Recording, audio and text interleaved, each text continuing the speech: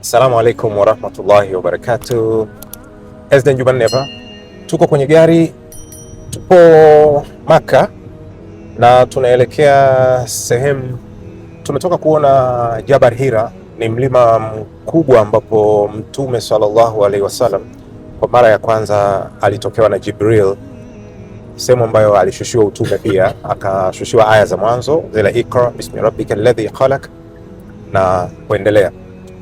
Sasa tukiwa njiani kimetokea kitu discussion fulani ambayo tumeona tunaweza tukaijadili vitu vingine zaidi ambavyo watu wengine wanaweza wakajifunza vitu vingine pia. Tunaangalia huu mji jinsi ulivyo, ni mzuri sana. Yaani unaonekana ni mji fulani ambao umejengwa katikati ya mawe. Sasa katikati ya milima, yani walivyopasua, na ujenzi bado unaendelea. Sasa tunajaribu tunaangalia yani ugumu wa maisha unatengeneza watu ambao ni strong.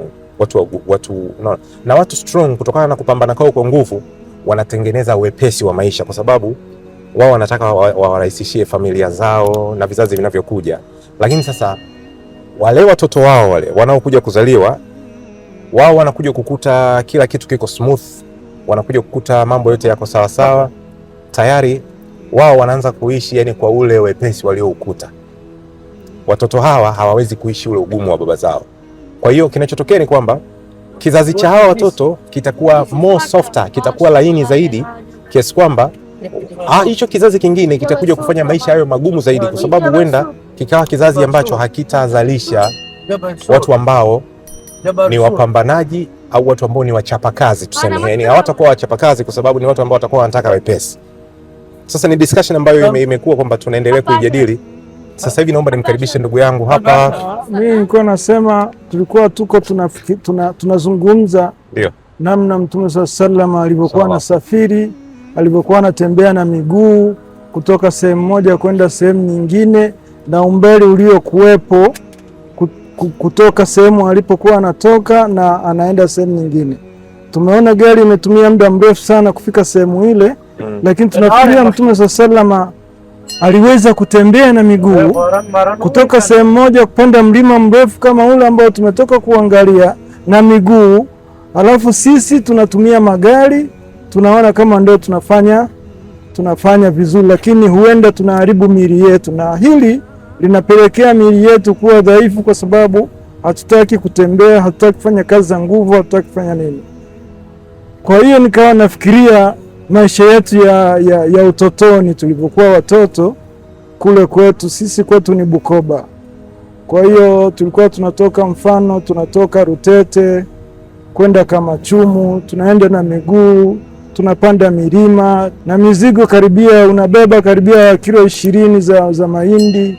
Unaenda kwenda kusaga, au kilo 10, kilo ngapi, unaenda kusaga kule. Sasa tukaona sasa hivi watoto hawawezi kutembea, wanafuata magari mpaka nyumbani, na magonjwa yamekuwa mengi kwa sampuli hiyo, kwa sababu mtu hatoki jasho.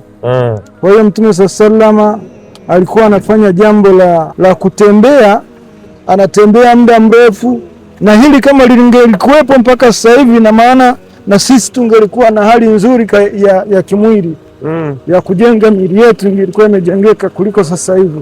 Sasa hivi tunapata shida, hata kwenye hija hii tunapata shida kutembea kutoka sehemu moja kwenda sehemu nyingine. Tunaona ni jambo ambalo kama la kujiriziki vile, lakini ndio kujenga miguu, ndio kujenga miili yetu. Sasa kwa jambo jema sana hili la kufanya mazoezi ambayo yanajenga miili yetu. Nafikiri sawa kwa mmeishia hapo inshallah. Kwa hiyo unadhani kuna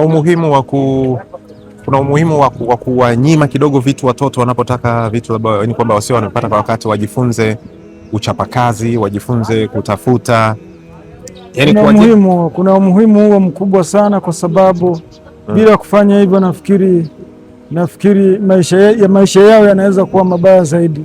Kwa sababu maisha bila kufanya kazi, maisha bila kujituma inakuwa shida kidogo kwa vizazi vyetu ambavyo vinakuja baadaye. Sawa, nakushukuru sana. Tumesafiri na hayo mengi sana. Sawa. So tutaendelea na mada hii. Tumefika sehemu nyingine. Hapa ni Thauri, sehemu ambapo Mtume sallallahu alaihi wasallam alikaa kwa siku 3 na Abu Bakari Siddiq wakiwa wamejificha, wakiwa wanatafutwa. Kwa hiyo tutaendelea.